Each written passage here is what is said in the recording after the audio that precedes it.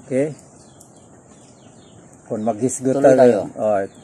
Tuloy po tayo sa ating kung kaluwasan ang hisgutan mga igsoon, dili pabayloan yung ikapulo. Ayuhagin ninyo pagpamati o sundan ninyo ni. Itiknot lang ninyo ni atong mga tekstong ipanghatag. Kaluwasan ng hisgutan, nag-ingon diri sa mga buhat sa mga apostoles, Kapitulo 4, versikulo 12. Buhat 4, Kapitulo, versikulo 12. Ingon diri, o walay kaluwasan, pinaagi kang bisan kinsa pangalain, kay walay bisan unsa panglain nga ngalan sa silong sa langit nga gikahatag ngadto sa mga tao nga pinaagi niini maluwas kita. Nabay kapulo gisgutan. Dili na mapinaagi sa ngalan ni Jesus. Sa ngalan ni Jesus, dili sa kapulo. Dili pinaagi sa ikapulo nga maluwas. Mo na mo ikadayag. Di ba?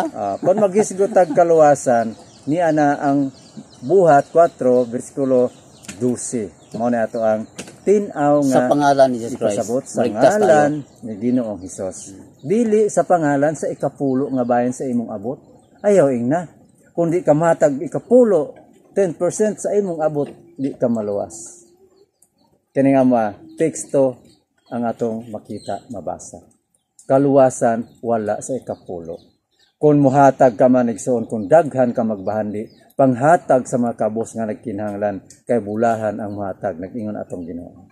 Bisan si Cornelio, masigutan na sa sunod, si Cornelio, ang iyang pagkamigihatagon, may nabangon, kusog matag og mga limos sa walay pagkwinta kinasing-kasing gikaymutan sa Dios og pinagi kanila sila ang unang gabayan sa mga hintil jatagan og kaluwasan dili sa ikapulo kay dadon pa nila si Cornelio gidungog ang iyang mga pag-ampo tungod siya pagkamigitago ikapulo muna na mo sumpayan na but-but mga bula ang mga hatagon ka mga binutbot muna di mo ganagan pagsulti mga binutbot mga pagtulunan.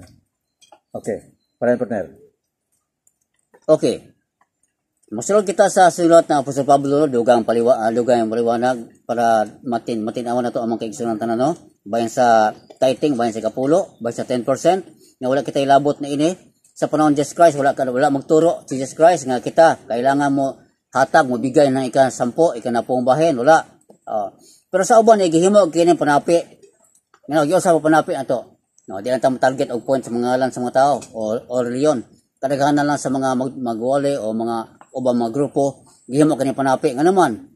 Sa iwara man gulaton magud ang tao, nga di mo hatay kapulo imaluwas. Di sa kapulo ra mamligtas ang tao. Muna ibaligya ang mga abot, iba ubang mga grupo karon o ubang mga leader karon na imong nabuting-ting sila na mga helicopter, na mga dagkong service, milyonaryo, nagdobli-doble mga pila ka milyon ang mga kwarta nga bangko, adi na masulod hapit. Muna tungod kay gihagulat na tao, ibaligya ang mga kayotaan ubang pa basakan o sa mga negosyo. Baligya kay itapok nila sa ilang master, itapok sa ilang Ginoo kunuhay. Diingon daan na kini mga panapi gikan sa sulat ng Apostol Pablo sa ikaduhang Korinto kapatid. Ikaduhang Korinto 2, kapitulo 2, bersikulo 17. Daan na din sa unang panahon, hitabon na din nangyari na sa noong panahon sa mga apostol.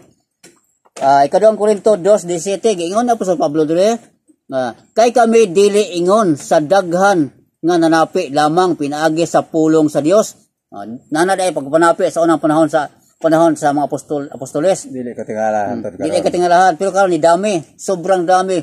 Pwede kadaghan na ro ang mga tao nga nagtudlo, nagpreaching, nagteaching nga sa ikapulo lamang maligtas ang tao. Mga bot-bot na pas mga taga Cebu butig na siya, ang mga bulaang mga ral.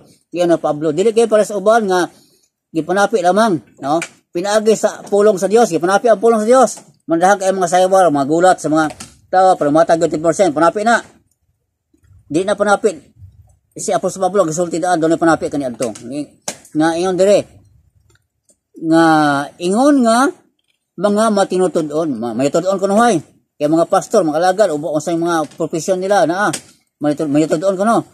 Gulaton ang tao, gulaton ang mga katawhan, gulaton ang mga negosyante, gulaton ang dagko mga kapital para ibaligya, tapok sa mga tabangan.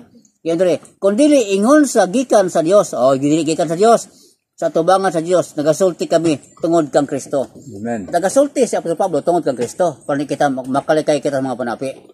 Yan ana ang panapi, batayan to ang panapi. Basta mo press na gali sila, mo wali gali sila nga dili maluwas ang tao, kung dili mohatag ka pulo, dili maluwas ang tao, kung dili ibaligya yung mga abot, ibagi ang yuta, itapok nako. Kaya ako ang katumanan mo guna karong panahon na katumanan. Itong tingala pod pero dita paigo sa Magmantay ka. pangmara. Amen.